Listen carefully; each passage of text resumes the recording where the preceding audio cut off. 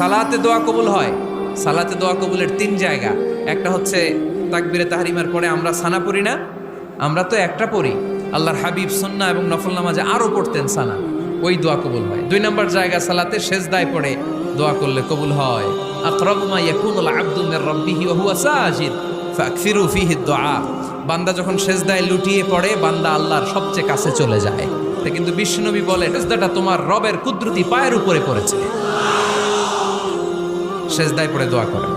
সালাম ফিরানোর আগে বিশ্বনবী দোয়া করতেন, লা ইউসাল্লিমান্না আহাদুকুম হাত্তা ইয়াতাআওয়াযা মিন আরবা'a। আল্লাহর হাবিব বললেন 4 জিনিস থেকে পানাহ না আছে আমার কোন উম্মত যেন সালাম না ফিরায়। তারা যেন পড়ে আল্লাহুম্মা ইন্নী আউযু বিকা মিন আযাবিল কবর, আউযু বিকা মিন আযাবি জাহান্নাম, আউযু বিকা মিন ফিতনাতিল মাহইয়া ওয়াল মামাত, আউযু বিকা মিন ফিতনাতিল মাসিহিদ দাজ্জাল। আল্লাহ কবরের আযাব থেকে বাঁচাও, আল্লাহ জাহান্নামের আগুন থেকে বাঁচাও, আল্লাহ জীবন